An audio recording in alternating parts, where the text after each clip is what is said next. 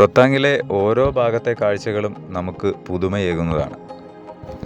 ഈ വീഡിയോയിലൂടെ റൊത്താങ്ങിൻ്റെ 100-ൽ 10% ഭംഗി മാത്രമേ നിങ്ങളിലേക്ക് എത്തിക്കാൻ കഴിഞ്ഞിട്ടുള്ളൂ എന്നാണ് എനിക്ക് തോന്നുന്നത്. ഇതുപോലെയുള്ള അനേകം ഭംഗിയുള്ള മലനിരകൾ ഇവിടെ ധാരാളമായി ഉണ്ട്. നമ്മുടെ നാട്ടിലെ വെള്ളച്ചാട്ടങ്ങൾ നമ്മൾ കാണാറില്ലേ? അത് മഴ പെയ്തുണ്ടാകുന്നതാണെങ്കിൽ ഈ മലനിരകളിൽ നിന്നും ഉണ്ടാകുന്നത് മഞ്ഞുരുകിയുള്ള വെള്ളച്ചാട്ടങ്ങളാണ്. അങ്ങ് ദൂരെ ആ കാണുന്നത് അതുപോലെ ഒഴുകി വരുന്ന വെള്ളച്ചാട്ടമാണ്. ചൂട് കൂടുതലുള്ള സമയങ്ങളിൽ ഇതുപോലെ മുകളിലെ മഞ്ഞുരുകി താഴേക്ക് ഒരു നദി പോലെ ഇത് ഒഴുകി വരും. നമ്മുടെ നാട്ടിലൊക്കെ മഴ പെയ്യുമ്പോഴാണ് നമ്മുടെ നദികളിലൊക്കെ വെള്ളമൊഴുക്ക് കൂടുന്നതെങ്കിൽ ഇവിടെ അങ്ങനെയല്ല.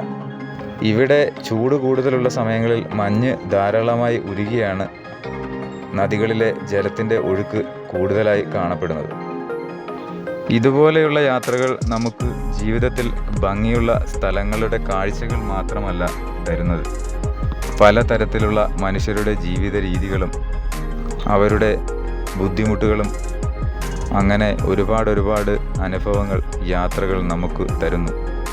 നിങ്ങളുടെ ജീവിതത്തിലെ ബുദ്ധിമുട്ടുകൾ തീർന്നിട്ട്, ജോലിയുടെ തിരക്കുകൾ തീർന്നിട്ട് ഇതുപോലെയുള്ള യാത്രകൾ ചെയ്യാം എന്ന് കരുതുന്നവർ തീർച്ചയായും എന്താണ് ഈ ജീവിതത്തിൽ നേടിയെടുക്കുന്നത്?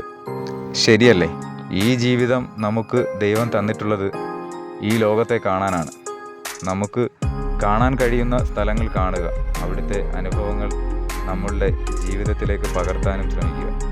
കാരണം നമ്മുടെ കഷ്ടപ്പാടുകളാണ് ഏറ്റവും വലുത് എന്ന് കരുതുന്ന ഒരുപാട് ആളുകൾ നമ്മുടെ സമൂഹത്തിലുണ്ട്. പക്ഷേ ഈ സുന്ദരമെന്ന് കരുതുന്ന പല സ്ഥലങ്ങളിലെയും ആളുകളുടെ ജീവിതം അത്ര സുന്ദരമല്ല.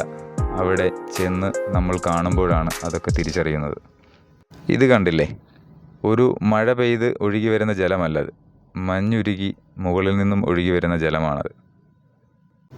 വെയിൽ താഴുന്നതിനനുസരിച്ച് ഇവിടുത്തെ തണുപ്പ് കൂടിക്കൂടി വരുന്നുണ്ടായിരുന്നു.